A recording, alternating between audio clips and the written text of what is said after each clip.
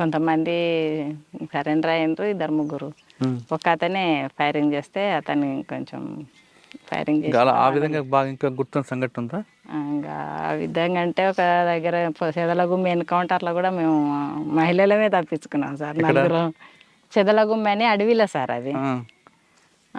అంతా స్నానాలకు పోయినాం మేము. మళ్ళా స్నానాలకు పోతే మన వాళ్ళంతా దళం అప్పుడు క్యాంపు నడుస్తుంది అక్కడ. అందరూ ఉన్నారు. ప్రభాకర్ ఉన్నారు, అది ఈ సాంబశివుడు ఉన్నాడు, మొన్న చనిపోలేదు సార్ సాంబశివుడు, మొన్న కోనాపూర్ సాంబశివుడు. ఆయన ఉన్నాడు మా కమాండర్ కూడా కొద్ది రోజులు ఇక్కడ కలకుర్తి ఏరియాలో. అశోక్ చనిపోయిన తర్వాత ఇంకా ఆయన కూడా కమాండర్గా ఉన్నాడు. అక్కడ అచ్చంపేట సైడ్ కూడా కమాండర్గా పనిచేసిన ఆయన దగ్గరనే పనిచేసినాం మేము. మీ అందరు స్నానాలకు వెళ్ళారా? స్నానాలకు ఆ నలుగురం పోయినాం సార్. నేను రమ్మకాంత్ భార్య ఉండే, ఒక ఆమె ఇంటి దగ్గర పెళ్లి చేసుకొని వచ్చిండే, ఈ రజిత కాక పద్మ అని ఉండే. ఆ పాప సరిత అని ఒక పాప ఉండే, ఇంకొక అమ్మాయి ఉండే, భార్యతో ఏమో ఉండే. వీళ్ళందరి కొత్తనే నేనే కొంచెం అటు తెలిసిన మనిషిని, ఇంకా కొద్దిగా సీనియర్ మనిషిని, కొద్దిగా ఏరియా ఇక్కడ పోవాలన్నా తెలిసిన దాన్ని. అందరిని స్నానాలకు పంపించిండు. పక్కన జనార్దన్ షికారికి పోయిండ్రు, ఏమన్నా దొరుకుతుందేమో కానీ పని తీసుకొని షికారికి వెళ్ళిండ్రు. మమ్మల్ని ఆడ స్నానం చేయండి అని చెప్పి వెళ్ళి దారం మొత్తం పైన ఉన్నారు. ఇద్దరు మళ్ళా సమానికి వెళ్ళిండ్రు సార్. ఇంకా క్యాంపు కాబట్టి సామాన్ ఎక్కువ కావాలి కదా అడవిలో. పెంటల అది ఏ ఊరో దగ్గరలో ఉంటుంది అక్కడ, చెంచు పెంటలు ఉంటాయి సార్. అట్లా దాటుకుంటే నడుచుకుంటే వెళ్ళిపోయిండ్రు. ఇంకా కొంతమందే ఉన్నారు, బాగానే ఉన్నాం సార్. 30 మందికి ఎక్కువ ఉన్నాము, 30-40 మంది ఉన్నాము. ఇట్లా ఇక్కడ 3 బ్యాచ్లు ఇట్లా ఉన్నాము మేము. ఇంకా పోలీసు వాళ్ళకు అప్పటికి క్యాంప్ జరుగుతుందనే విషయం తెలిసినా సార్, వాళ్ళకి తెలిసి ఇట్లా సామాన్కు అక్కడ పోయినాం కదా సార్ మేము. అయితే పోలీసు వాళ్ళు ఇక్కడ మేము దళం మొత్తం క్యాంప్ ఇక్కడ ఉంటే ఇక్కడ మధ్యలో వాగు ఉంటుంది సార్. ఇత్తల పోలీసు వాళ్ళు వచ్చి ఉన్నారు, అపోజిట్ గుట్ట మీద పోలీసు వాళ్ళు ఉన్నారు సార్. పోలీసు వాళ్ళు ఉంటే అప్పటికి మాకు తెలియదు, మేము కింద ఉన్నది వాళ్ళకి తెలియదు, వాళ్ళ పైన ఉన్నది మాకు తెలియదు. స్నానాలు చేసుకుంటాం మేము కూడా ఉన్నాము. వీళ్ళు షికారు పోయిన వాళ్ళకి కూడా తెలియదు సార్. తెలియకుంటే అక్కడ ఒకటి ఏంటంటే సమానికి వెళ్ళిన వాళ్ళు ఇద్దరు విజయ్ అని ఉండే, విజయ్ ఇంకొక అతను. వాళ్ళు సామాన్ మూటలు ఎత్తుకొని వస్తుంటే పోలీసు వాళ్ళు చూసిండ్రు. మన వాళ్ళు ఈడెందుకుంటారు అవతల కదా ఉండేదని చెప్పి ఎమ్మడే సామాన్ పోయిన వాళ్ళు ఫైరింగ్ చేసిండ్రు. అప్పటికి మేము స్నానాలు చేసి క్యాన్లలో నీళ్ళు పట్టుకొని గుట్ట ఎక్కుతున్నాం సార్. ఇంకా పైకి క్యాంప్ మీదకి ఎక్కుతున్నాము. సరిత అని చెప్పి శ్రీకాంత్ భార్య ఇప్పుడు ఉంది సార్. ఇప్పుడు ఆ పాప చెంపేట ఈ ఐనూలు శ్రీకాంత్. ఆ పాప ఏం చేసిందంటే మాకన్నా ముందర క్యాన్ ఎత్తుకొని పైకి ఎక్కింది. అప్పటికి ఆ ఫైరింగ్ అయ్యేదావిడ ఏం చేసిండ్రంటే దళం మొత్తం వెళ్ళిపోయింది. ఇంకా లేదాడ క్యాంప్ అందరు వెళ్ళిపోయినారు. మేము వాగులోనే ఉన్నాము. ఇక్కడ పోలీసు వాళ్ళు వచ్చినారు. పోలీసు వాళ్ళు దిగి కూడా పైకి ఎక్కినారు, మేము ఉన్న ప్లేస్లోకి ఎక్కినారు. వీళ్ళు సెంట్రీ ఇక్కడ షికారికి పోయిన వాళ్ళు రాలే, మేము వీళ్ళని చూసుకుంటూ ఉన్నాము. ఇంకా పైకి ఎక్కి పాపలు ఒల్లి పెట్టినా కూడా మమ్మల్ని పట్టుకునే వాళ్ళే పోలీసు వాళ్ళే. ఆ పాప ఏం చేసిందంటే డ్రెస్సులు వేరే ఉన్నాయి, కొత్త పాప అసలు డ్రెస్సులు వేరే ఉంటే సెంట్రీ దగ్గర ఎవ్వరు లేరు, మన వాళ్ళు అయితే ఒక్కరు కనబడతలేరు అని క్యాన్ ఆనే పెట్టి కిందకి దిగి వచ్చింది అంతే. ఇంకా ఇట్లా సెంటర్ ఉంటుంది, సెంటర్ దగ్గర కింద పెట్టింది. పోలీసు వాళ్ళు ఆ పాపను చూసలేరు అంతే. మేము సీరలు కట్టుకొనే ఉన్నాం మళ్ళీ అప్పటికి స్నానాలు చేసి. సెంటర్ దగ్గర పెట్టి ఇంకా కిందికి దిగి వచ్చి నాకే చెప్పింది, అక్క మన వాళ్ళు అయితే కనబడతలేరు, ఎవరో కొత్త వాళ్ళు కొత్త డ్రెస్సులు కనబడుతున్నాయి అని అన్నది. కొత్త డ్రెస్సులు అంటే కూడా నేను పోలీసు వాళ్ళు అని అనుకోలే. సరేలే ఎందుకైనా మంచిది, మనం డైరెక్ట్ ఎక్కొద్దు, ఇట్లే వాగులంగా కొంత దూరం పోయి మనం అట్లా రిటర్న్ వెనకంగా వచ్చి చూద్దామని అన్న అడవిలో. అంటే సరే అని చెప్పి అలా ముగ్గురిని తీసుకొని నేను నలుగురం కొంత దూరం ఇంకా పోతున్నాం. ఇట్లే క్యాన్లు ఇడిచిపెట్టినాము. ఇంకా బ్యాగులు ఉన్నాయి, ఇట్లా చీరల మీద ఉన్నాం అడవిలో, బ్యాగులు ఉన్నాయి. పోతుంటే ఏమైందంటే మా జనార్దన్ ఇద్దరు పక్కన ఇద్దరు ఇంకా షికారు పోయిన వాళ్ళు వచ్చిండ్రు. వస్తే వాళ్ళు పైనుంచి పోలీసు వాళ్ళు కిందికి దిగుతున్నారంట. మళ్ళీ దిగుతుంటే వీళ్ళు ఏమనుకున్నారు, మనోళ్ళే కదా పైనుంచి ఎందుకు కిందికి దిగుతున్నారు అని చెప్పి వీళ్ళు వస్తున్నాం అని దగ్గరికి వెళ్ళిండ్రంట. ఇట్లా దగ్గరికి వెళ్ళే వరకు అరే మనోళ్ళు కానట్టుందని చెప్పి ఎమ్మడే జనార్దన్ ఫైరింగ్ చేసింది. అప్పుడు పోలీసు వాళ్ళు వెనక్కి కొరికాను. ఆ ఫైరింగ్ శబ్దం విని మేము ఇంకా మనోళ్ళు అయితే కాదు పోలీసు వాళ్ళే ఉంటుంది, మనోళ్ళు లేక ఇంటర్లే కొత్త డ్రెస్సులు అంటే ఫైరింగ్ అవుతుందని చెప్పి అప్పుడు అక్కడ నుంచి కొంత దూరం పోయి మళ్ళీ డ్రెస్సులు మార్చుకున్నాము. ఈ అడవిలో ఇట్లా చీరల మీద పోలేము మనం, డ్రెస్సులు అయితే మార్చుకోండి అని చెప్పి డ్రెస్సులు మార్పించినాయి. ఇంకా యూనిఫామ్ వేసుకోండి మనం పోలేమని చెప్పి అంటే అప్పుడు మాకు అప్పుడు అర్థమైంది సార్. ఇంక ఇప్పుడు వీళ్ళకి ఎప్పుడైతే ఫైరింగ్ జరిగిందో జనార్దన్కి బక్క నాకు వాళ్ళు ఇంకా అప్పుడు అర్థమైంది ఇది ఎన్కౌంటరే, ఇంకా సార్ అన్నోళ్ళు లేకుంటారు, ఇట్లా చేసి ఇంకా మనం ఇక్కడ నుంచి అయితే వెళ్ళిపోవాలి అని చెప్పి వాళ్ళకి ఇంకా ఇన్ఫామ్ వేసుకొని అట్లా ఏట్లకి దిగి ఇంకా మాకు అప్పటికి ఎక్కడ పోవాలనేది కూడా తెలియదు. ఇంకా ఏట్లకు దిగి నైట్ అంతా నలుగురం అడవిలో వండుకున్నాం. ఇప్పుడు కృష్ణానది ఉంది కదా సార్, కృష్ణానది దాటి అవతలకి అడవిలో వండుకున్నాం. ఇంకా ఒకరం ఎట్లా సెంటర్ కూర్చుంటాం, ఇంకేం భయం అదేందో కానీ సార్ చాలా ధైర్యం ఉంటుందిలే. ఆడేలం కదా మనం ఎట్లా అనేది అయితే ఏం ఉండదు, చాలా ధైర్యం ఉంటుంది. కదమ్మా, అడవుల్లో ఆడవాళ్ళకి నెలల సమస్యలు ఉంటాయి. అవును సార్. అవన్నీ పార్టీలకు వెళ్ళినప్పుడు మీరు బయట తిరుగుతున్నప్పుడు ఆ ఇబ్బందులు ఎలా ఎదుర్కొంటారు? ఇంకా ఇబ్బంది కొంచెం వాటర్ సమస్య ఉంటుంది, కొద్దిగా నొప్పి కూడా వస్తుంటుంది. అదొక్కటి తప్పితే ఇంకా ఆ సమస్య అప్పుడు కొంచెం రెస్ట్ లాగా కూడా ఇస్తారు సార్. ఇస్తారు పార్టీ పొలంకి సంబంధించి మందులు ఇస్తారు. ఇంకా దానికి సంబంధించి కొంచెం అర్థం చేసుకుంటారు, ఎక్కడైనా పనులకు పంపించాలని ఆ టైంలో కొంచెం. కానీ ఆ టైంలో మాత్రం కొంచెం ఇబ్బంది ఉంటుంది. ఇబ్బంది ఉంటుంది సార్, ఆ టైంలో ఇబ్బంది ఉంటుంది. కానీ పార్టీ కూడా అర్థం చేసుకుంటుంది. అన్నలకు చెప్తాం ఇట్లా సమస్య అంటే అర్థం చేసుకొని ఆ టైంలో రెస్ట్ ఇస్తారు సార్. ఎక్కడైనా పంపించాలంటే ఏమైనా సమస్య లేదంటే మనం వాళ్ళతో పాటు యథావిధిగా వెళ్ళిపోతాం. సమస్య ఉంటే అన్నలకు చెప్తే అర్థం చేసుకొని రెస్ట్ ఇస్తారు సార్. కానీ రాత్రులు ఎలాగమ్మా అసలు? మాకు ఇప్పటికీ అదొక పెద్ద సమస్య. అది అవునా సార్? చీకట్లో ఎలాగుంటారు అసలు? లైట్లు ఉండవు సార్. ఎంతసేపు ఉన్నా లైట్లు ఉంటుంది, ఇంత చిన్న టార్చ్ లైట్ ఉన్నా అది వేయం ఎక్కువ. ఏదైనా మన గుంతనంలో ఏదైనా డౌట్ ఉంటేనే చిన్నగా వేసి చూడడం. అది ఉంటే ఏమవుతుంది అంటే లైట్లు ఉంటే ఇంకెమ్మడే పోలీసు వాళ్ళు పట్టేసుకుంటారు సార్. మీరు ఎలా పడుకుంటారు అక్కడ రాత్రులు? ఏం లేదు, ఉత్త అడవిలోనే. కానీ ఇక ఇంత కవర్ ఉంటుంది, ఆ కవర్ వేసుకోవడం, పడుకోవడం. ఒక సెంట్రీ ఇంకా మనకు మొత్తం కూడా ఎంత దూరం వెళ్ళిపోయినా సెంట్రీ గంటకు ఒకసారి, అర్ధ గంటకు ఒకసారి సెంట్రీ ఉంటుంది. బయట నుంచి పోలీసులు వస్తే ఫైరింగ్ రెడీ అవుతారు. అవును సార్. దానికి మీరు ప్రికాషన్ రెడీ ఉంటారు. కానీ పడుకున్నప్పుడు పాములు, తేలులు వస్తుంటాయి కదా, అవన్నీ అప్పుడు ఏం మాకు ధ్యాసకుండా కూడా ఇంకా అవి ఇంకా మాతో పాటు అలవాటు అయినట్టే ఉంటాయి సార్. ఇంకా ఇప్పటి వరకు అయితే అటువంటి ఇబ్బంది, అటువంటి ప్రమాదాలు జరగలే.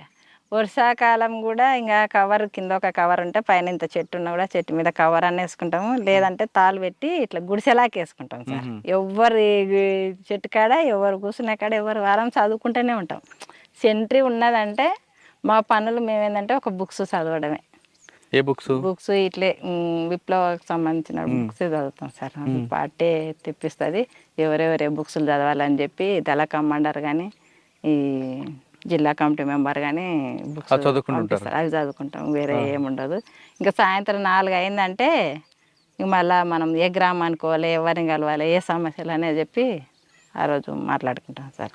ఆ ఊర్లో ఉన్న సమస్యలు ఆ ఊరు సానుభూతి పరులతోనే తెలుసుకుంటాం కదా సార్ ముందే. పలానూరుకు పోయినామంటే పలానూరులో ఈ సమస్య అనేది మాకు ముందే ఉంటుంది సార్ ప్లాను. మేము ఏంటంటే సమావేశం అవుతాం కదా సార్. సమావేశం అయినప్పుడు పలానా ఊర్లో ఈ నెలలో ఈ సమస్యలు ఉన్నాయని చెప్పి మేము రాసుకుంటాం సార్. మొత్తం రాసుకొని ఆ గ్రామానికి పోయినప్పుడు మహిళా సంఘాలలాగా పెట్టడం, మహిళలం పోయి, లేదంటే ఫుడ్స్ల దగ్గర కూడా వాళ్ళకు కూడా సంఘాలలాగా ఏర్పాటు చేసి అవి పంచాయతీలు కానీ, భూమి సమస్యలు కానీ, ఏవి కానీ ఆ రోజు ఆ సమస్య గురించి మాట్లాడాలి. వీళ్ళని ఫస్ట్ వాళ్ళ దగ్గర మాట్లాడి తర్వాత ఆ రోజు అవుతుంది అనుకుంటే మాట్లాడతాం, లేదంటే తర్వాత వస్తామని చెప్పి వెళ్ళిపోతాం. అక్కడ మీరు పెట్టిన ప్రజా మీటింగ్లు ఉంటాయి, గ్రామ సభలు. అవును సార్. ఆ గ్రామ సభలో ఆ వ్యక్తి వినలేదనుకో, పనిష్మెంట్ ఇస్తారా? ఇస్తాం సార్. కానీ చెప్పి చూస్తాం ఒక్కసారి, 1-2 సార్లు. అంత తొందరగా యాక్షన్ అయితే తీసుకోం సార్ ఎవరైనా కానీ. అంతెందుకు మా ఊర్లో కూడా ప్రజాకోటి పెట్టినాం ఇద్దరం వచ్చి కూడా విప్నగాళ్ళలో సార్. ఈ నాళ్ళలో కూడా అసలు పరిచయం సార్. ఇద్దరం వచ్చినాము, యూనిఫామ్ వినే ఉన్నాం, వెపన్స్ ఉన్నాయి మా దగ్గర. అప్పుడు మా నాయనని ఎవరైతే కొట్టించిండ్రో మస్తుగా ముక్కు భూమికి రాపించి పోయినాం ప్రజాకోటి పెట్టి. కృష్ణారెడ్డి అని ఉండే సార్ అప్పుడు. అయితే అప్పుడు పానగల దళం వల్లనే ఉన్నాము ఇద్దరం. పోయి ప్రజలు ఆయన గురించి మాట్లాడి ఇంకా ఆయన చేసిన నేహరాలు అన్నీ కూడా ప్రజలకు చెప్పి మీటింగ్ లాగా పెట్టి పాటలు పాడి ముక్కు భూమికి రాపించినాం ప్రజలని.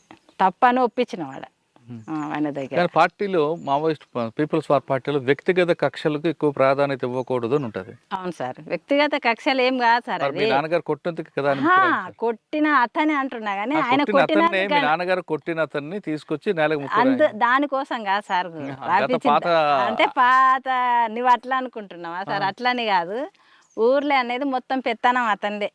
అతను మీ చెప్పినట్టే నాన్నగారు కొట్టడం కాకుండా చాలా తప్పులు చేశాడు. చాలా తప్పులు, మామూలుగా తప్పులు కాదు సార్. ఊర్లో పెత్తనం మొత్తం అతనిదే. అతను చెప్పినట్టే వినాలి, ఎవ్వరు కూడా ఎదిరించి మాట్లాడకూడదు. ఈ ఎస్సీలు ఉన్నారంటే మా ఊర్లో ఒక్కటే బావి ఉండే సార్ తాగడానికి నీళ్ళు. ఆ ఎస్సీల బావి ఇట్లా ముట్టుకోకూడదు, ఊరబావి అని ఉంటుంది సార్. అవి ఇంకా వేరే నీళ్ళు ఏవి ఉండవు. ఎంత ఊరు, ఇంత పెద్ద ఊరైనా ఆ ఊరికి పోయి నీళ్ళు చదువుకొని రావాలి. అయితే ఎస్సీలు మేము పోస్తేనే, ఎస్సీలు కాకుండా వేరే కులం వాళ్ళు పోస్తేనే వాళ్ళు బిందె ఎత్తుకొని రావాలి. గంట సేపు కానీ వాళ్ళు బిందె ఇట్లా పెట్టి ఇట్లా నిలబడాలి సార్. ఒకవేళ మనం వాళ్ళు వచ్చి ముట్టుకున్నదంటే వాళ్ళని తీసుకుపోవడము, అనేక ఇబ్బందులు కొట్టడము చేయడము అట్లాంటివి ఉండవని చెప్పి కూడా జనార్దన దానికి ఎదిరించిండు కూడా సార్. ఊర్లే ఎదిరించి తోలుకపోయి కూడా నీళ్ళు సేదించిండు. ఇద్దరు భార్య భర్తలు ఒక దగ్గరే ఉన్నారు కదా, కానీ జనార్దన్ అందు ఎక్కువగా కనిపిస్తుంది అటాక్లు, మీ తక్కువ ఉంటుంది ఎందుకు? జనార్దన్ అప్పటికే 90 కన్నా ముందు నుంచే పార్టీలో ఉన్నాడు కదా సార్. ఇప్పుడు నేను పోయింది అప్పటికి కొత్తగా, బాగా తెలియదు ఇంకా ఏరే తిరిగి చేయడము అది. ఇంకోటి జనార్దన్ కమాండర్ కూడా ఉన్నాడు కాబట్టి ఎక్కువ ఆయన ఫోకస్ ఉంటుంది సార్. అది ఎంత 8 సంవత్సరాలు ఉన్నారు మీరు? 8 సంవత్సరాలు. 8 సంవత్సరాలు ఇప్పుడు మీరు చెప్పినవన్నీ గుర్తున్నాయి. కానీ పార్టీలోకి వెళ్ళిన తర్వాత మీరు చేసిన కొన్ని మంచి పనులు ఉన్నాయి, కొన్ని పార్టీ ఆదేశాల మీద కొట్టడం ఉంది. ఎప్పుడైనా బాధపడ్డారా? తప్పు చేస్తున్నానా అని బాధపడ్డారా? లేదు ప్రజల కోసం ఈ పని చేయడం కరెక్టే? అలాంటి బాధలు అయితే ఏం పడలేదు సార్. ఇంకా కాకపోతే ఇంకా ప్రజలకు చైతన్యం కల్పించడంలో మేము కూడా విఫలమవుతున్నామని అనుకున్నాం సార్. ఇంకా కొంతమంది ఇన్ఫార్మర్లుగా తయారవడం మన దగ్గరకు వచ్చి కూడా ఇంకా ప్రజలకు ఇంకా ఎక్కువ విస్తృతంగా పోవాలి అని చెప్పేది మేము. అంటే ప్రజలకి చైతన్యం కల్పించడంలో కొంతమేర విఫలమయ్యారు అంగీకరిస్తారు? అవును సార్. ఓకే, మరి ఎందుకు వచ్చారు మరి? కొంచెం అంటే తర్వాత మేము స్పెషల్ దళంలో ఉన్నాక ఇద్దరం విడివిడిగా ఉన్నాం సార్ మేము. ఇంకోటి అనారోగ్య సమస్యలు కూడా నేను ఇక్కడ పానగాలి ఏరియాకి మళ్ళీ నన్ను రమాకాంత్ను పంపించిండ్రు సార్. నన్ను డిప్యూటీగా పంపించిండ్రు, రమాకాంత్ను కమాండర్గా పంపించారు. అయితే ఇక్కడ వచ్చిన తర్వాత కొంచెం హెల్త్ ప్రాబ్లం ఎక్కువ సార్. ప్లేన్ ఏరియా అయింది, హెల్త్ ప్రాబ్లం వల్ల జనార్దన్ లోపలనే ఉన్నాడు. అప్పటికి అక్కడే ఉన్నాడు, కలకుర్తి దళ కమాండర్గానే ఉన్నాడు. చెప్పకుండానే నేను బయటికి మోనాయనలను కలిసిన. అవునా? మళ్ళీ పోతే ఏంది, దళం దగ్గరకు పోయి మాట్లాడి మళ్ళీ ఏమైనా పర్మిషన్ ఇస్తే అప్పటికి ఫోన్లు కూడా లేవు సార్ మాకు. మేము 2002 కాబట్టి తీసుకొచ్చారు బయటికి. నేనేం తేలేదు సార్ లోపల. ఇంకా ఏం జరిగిందో వాళ్ళకే తెలవాలి, నేనైతే లేను కదా. ఏం లేదు అప్పుడు, ఎవరి ఇష్టం అది, ఎవరి అభిప్రాయం వాళ్ళది. అట్లాంటి కోపాలు అయితే ఏమి ఉండవు. బయటకు వచ్చిన తర్వాత పోలీసు వేధింపులు లేవు? లేవు సార్. ఆయన పిలిపించు బయటికి రా అని ఒకసారి 2 సార్లు అయితే అక్కడ అటాక్ జరిగి జనార్దన్ తప్పించుకున్నాడు అని చెప్పి శ్రీనివాసులు సార్ పిలిపించిన స్టేషన్ కాడికి. నీకు తెలుసా అమ్మ ఇట్లా జనార్దన్ పట్టుకుంటే తప్పించుకొని పోయిండు సరిగా అని చారగొండ దగ్గర అని అన్నాడు సార్. అంటే తెలియదు సార్ నాకు అని అన్నా. అంటే పట్టుకుంటే కొంచెం మిస్ అయ్యిండు అని చెప్పిండు సార్ పిలిచి. అంటే తెలియదు సార్ నాకు అన్నాను. అంటే ఇంకా పిలిపించి తీసుకురండి రమ్మన్నాను అనేది పెద్ద వేధింపులు అయితే ఏం పెట్టలేదు సార్. వస్తే బాగుంటుందమ్మా అని అంటే మాకు తెలియదు కదా సార్, మాకు కలుస్తాడా అని చెప్పి అన్నాను సార్. అంటే బయటకు వచ్చిన తర్వాత ఇంకా పార్టీతో సంబంధం లేవు? లేవు సార్, పార్టీతో సంబంధం. పార్టీ కూడా మీకు రమ్మని ఎప్పుడు లేదు, ఆ సంబంధాలు అయితే పెట్టుకోలేదు సార్. ఇంకా మా మేము బతుకుతున్నాం. నేను టైలరింగ్ వచ్చిన తర్వాత అయినా ఇద్దరం, నేను వచ్చిన తొందరలోనే వచ్చిండు సార్ బయటికి కూడా. 2002లోనే వచ్చిన, అతను కూడా 2002లోనే అంత 3 నెలలుగానే ఉన్నాడో ఏమో సార్ బయటికి వెళ్ళి వచ్చిండు. ఇంకా మాకు ఆర్థికంగా కూడా బాగానే ఇబ్బంది పడ్డాం సార్ వచ్చిన తర్వాత. మేము కాదమ్మా, బయటకు వచ్చాక చాలా మంది నక్సలైట్లు, మాజీ నక్సలైట్లు సెటిల్మెంట్ చేసుకుంటూ రియల్ ఎస్టేట్ చేస్తుంటారు. మరి మీరేంటి సింపుల్గా ఉన్నారు? మేము ఇంకా అట్లాంటివి చేయలేము సార్. మేము పార్టీలా పనిచేసి అంత అవినీతిగా చేయలేము. కానీ ఇదే మహబూబ్నగర్ జిల్లా నుంచి కొంతమంది మాజీ నక్సలైట్లు ఒక సెటిల్మెంట్ చేసుకుని గ్యాంగ్ తిరిగి చేసుకున్నారు. అవి మాకు నచ్చదు. ఇంకా మీకు ఎప్పుడైనా ఫోన్ చేశారు వాళ్ళు? నయ్యం లేదు సార్, ఎప్పుడు ఫోన్ లేదు. మేము అటువంటి దాంట్లోకే దూరంగా ఉన్నాం సార్. మేము ఇంకా ఇంత పొలం ఉంది, ఒక 4 ఎకరాల పొలం, అది చేసుకుంటాం. టైలరింగ్ వస్తుంది నాకు. కొద్ది రోజులు మొత్తం నేనే టైలరింగ్ గుట్టే నడిపిన సార్ ఇంట్లో. కుటుంబాన్ని నడిపించిన. 2 ఆడపిల్లలు ఉన్నారు సార్. ఇప్పటికైనా నేను టైలరింగ్ చేసుకుంటే ఫామ్ చూసుకుంటా నేనే. ఇంకా అతను ఇట్లా బయట తిరుగుతుంటాడు. మీరు అంత గట్టిగా నిలబడి అంటే ఎక్కడ అంటే దారి మళ్లించకుండా అంటే వేరే రియల్ ఎస్టేట్లో చేయడం అని కాకుండా టైలరింగ్ చేసుకుంటూ కుటుంబాన్ని నడుపుతారు. కొంతమంది మహిళలు ఏదో చిన్న చిన్న కష్టాలకే మొత్తం జీవితం అంతా కోల్పోయిన బాధలతో ఆత్మహత్య చేసుకుంటుంటారు, పిల్లల్ని అనాథాలు చేసి. అటువంటి వాళ్ళకి మీరు ఇచ్చే మెసేజ్ ఏంటి చెప్పమ్మా? అటువంటి వాళ్ళకు ఎవరైనా కూడా అట్లా ఆత్మహత్య చేసుకోవడం వల్ల పిల్లలు చాలా ఇదిగా ఇబ్బంది అయ్యి అనాథాలు అయిపోతారు. ఎవరు కూడా అటువంటివి చేసుకోవద్దు. ధైర్యంగా నిలబడి కొట్లాడి సాధించాలి. కానీ మనం చనిపోయిన తర్వాత సాధించేది ఏముండదు సార్. ఎవరికైనా నేను చెప్పేది ఇదే, వచ్చేది సమస్యలు మనకే వస్తాయి. ఇప్పుడు సరెండర్ అయినామంటే ఊర్లలోకి ఒక రకంగా చూస్తారు సార్. అవి ఇంతకుముందు ఎంత ధైర్యంగా ఉన్నామో ఇప్పుడు మనలో చూసి ఏదో రకంగా చూస్తారు. కాబట్టి మనం వాళ్ళని అర్థం చేసుకొని వాళ్ళకి చెప్పే విధంగా ఉండి మన పిల్లలను మనం ధైర్యంగా చెప్పుకొని వాళ్ళని చదివించుకోవడం, ధైర్యంగా నిలబడి కొట్లాడాలా ఎదుర్కోవాలనేది. కొంతమంది మీరు ఇందాక అన్నట్లుగా గ్రామస్తుల్లో మాజీలు వచ్చారంటే డబ్బులు మూటలతో వస్తారని ఒక అప్పుడు కొంతమంది అట్లా ప్రచారం చేసిండ్రు సార్. అలాంటి డబ్బులు అయితే మేము ₹1 కూడా ఇట్లా ఉన్నాయి కూడా పార్టీకి అప్పచెప్పి వచ్చిండు సార్. నిజాయితీగా మనం అట్లా పోతున్నాం, మన చేత కాకుండా పోతున్నాం కాబట్టి మనం పార్టీకి ఎలాంటి అన్యాయం చేయొద్దు. ఇట్లాంటివి తీసుకెళ్ళడం కరెక్ట్ కాదు. మనం ఇన్ని రోజులు పార్టీలో పనిచేసి నేర్చుకునేది ఇదేనా మనం అనే దాంతోనే మేము ఇంకా పార్టీకి అప్పచెప్పే వెళ్ళొచ్చాడు సార్ జనార్దన్. అయితే మొత్తం నడిపించింది కూడా జనార్దనే. అక్కడ కలకూరు తేరేలా ఇక్కడ మొత్తం డిస్ట్రిక్ట్లో కూడా పార్టీని అక్కడ కాంట్రాక్టుల దగ్గర డబ్బులు వసూలు చేసేది. ఫైనల్ గా చెప్పమ్మా, నేను మాజీల గురించి అడగట్లేదు. ఇప్పుడున్న యువత చిన్న చిన్న గొడవలకి చిన్న ఇష్యూలకి గొడవలు పడడం, భార్య భర్తలు విడిపోవడం, కుటుంబాంతో చాలా గొడవలు వస్తుంటాయి. చిన్న విషయాలకి విడిపోవడం, ఆత్మహత్యలు చేసుకోవడం, కోర్టుకు వెళ్ళడం, ఇటువంటి సంఘటనలు చేస్తుంటారు కొంతమంది. అంటే కేవలం మహిళలే కాదు, పురుషులు కూడా అలాగే తయారయ్యారు. కుటుంబం అంటే భార్య భర్తలు అంటే నమ్మకం అనేది ప్రధానం. ఈ నమ్మకం లేకపోవడం వల్ల వచ్చే గొడవలకి కొంతమంది విడిపోవడాలు చేస్తుంటారు. ఆ విధంగా విడిపోవాలనుకున్న వాళ్ళకి, లేదు ఆత్మహత్య చేసుకోవాలనుకుంటున్న వాళ్ళకి మీరు ఇచ్చే మెసేజ్ ఏంటి? ఇప్పటికి కూడా మేము గ్రామంలో ఉన్నామంటే ఊర్లో ఉన్న సమస్యలు మా ఇంటికి వస్తాయి సార్. ఈ భార్య భర్తల సమస్యలు కానీ మేము మొత్తం మీద భార్య భర్తల సమస్యలు ఖచ్చితంగా మా గ్రామంలో జరిగేటి ఖచ్చితంగా మా ఇంటికి వస్తాయి.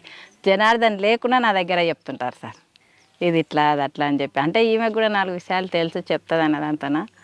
కాబట్టి మాకు తెలిసినంత వరకు కూడా ఇట్లాంటి దాంట్లకు మీరు కుషించిపోయి భార్య భర్తల మధ్య చిన్న చిన్న సమస్యలు పెద్ద దానిగా చూసి ఒకరికొకరు అర్థం చేసుకోకపోవడం వల్లనే ఇక్కడ సమస్య అనేది ఇద్దరి మధ్యలో వచ్చి ఇట్లా కోట్ల వరకు వెళ్తున్నారు సార్. ఇట్లాంటి రోజు మా ఇంటి దగ్గరకు వచ్చే సమస్యలే సార్ ఇది.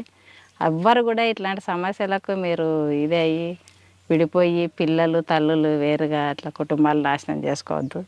ఒకరికొకరు అర్థం చేసుకొని నమ్మకంగా భర్త మీద భార్యకి నమ్మకం ఉన్నప్పుడే ఈ కుటుంబాలు అనేది నిలబడి మంచిగా సాపిగా సాగుతాయి అనేది చెప్తా సార్ నేను. కుటుంబం అన్నాక చిన్న చిన్న సమస్యలు వస్తాయి. ఆ సమస్యలు కూర్చొని మాట్లాడుకుంటే సమస్యకు పరిష్కారం దొరుకుతుంది అంటున్నారు చిట్టమ్మ అలియాస్ విజయ. ఆమె చెప్తున్నట్లుగా ప్రతి కుటుంబంలో ఉంటుంది ఇది ఇంటింటి రామాయణం. ఇంటింటి రామాయణం రోడ్డుకి ఎక్కించి మీ కుటుంబాల పరువు మీరే తీసుకోకుండా ఆ విధంగా తీసుకోవడం వల్ల మీకు ప్రస్తుతానికి కొంచెం రిలీఫ్ ఉన్న తర్వాత మీ పిల్లలు ఎంత బాధపడతారు విషయాన్ని ఆమె చెప్తున్నారు. కాబట్టి ఇప్పటికైనా చాలామంది ఎవరైనా దయచేసి భార్యాభర్తల మధ్య విభేదాలు వస్తే సమస్య పరిష్కారం చేసుకోండి, కానీ దయచేసి రోడ్డు ఎక్కి మీ పిల్లల్ని అనాథలు చేయొద్దు అనే విషయం నేను చాలా స్పష్టంగా చెప్తున్నా. ఇక చిట్టమ్మ విషయానికి వస్తే ఆమెకి పార్టీలో వెళ్ళారు, ఖచ్చితంగా పార్టీకి సేవ చేశారు, కానీ ప్రజల్లో మహిళల్లో ముఖ్యంగా ఎక్కువగా వాళ్ళకి రాజకీయ చైతన్యం కల్పించడంలో విఫలమయ్యా అని ఒక మానసిక శోభ మాత్రం ఇప్పటికీ వెంటాడుతుంది. అందుకే ఆమె గ్రామంలో ఎవరైతే కొట్లాడుకుంటున్నారో వాళ్ళందరికీ ఆ పరిష్కారం చూపిస్తూ వాళ్ళలో చైతన్యం కల్పించడంలో చిట్టమ్మ తన వంతు కృషి చేస్తున్నారు. ఇది ఈ వారం చిట్టమ్మతో ఎక్స్క్లూజివ్ ఇంటర్వ్యూ. వచ్చే వారం మరొక మళ్ళీ కలుద్దాం. అందరికీ నమస్తే. థ్యాంక్ యూ అక్క. Thank you. ఇప్పుడు మరొకసారి ఫైనల్గా చెప్తున్నా, ఇటువంటి మాజీ మావోయిస్టులు ఇంటర్వ్యూ చేయడం వెనక ఎలాంటి ఉద్దేశం లేదు. ఇది ప్రజల కోసం గత చరిత్ర చెప్పడానికి ఉద్దేశం తప్పించి పార్టీలకు వెళ్ళే వారికి అడ్డుకోవడానికి కానీ లేదు పోలీసుల ద్వారా చేస్తున్నారు అనుకోవడం అపోహలకి ఇది పోలీస్ స్టాప్ పెట్టడానికే ఈ ఇంటర్వ్యూ యొక్క చివరి సందేశం. Thank you.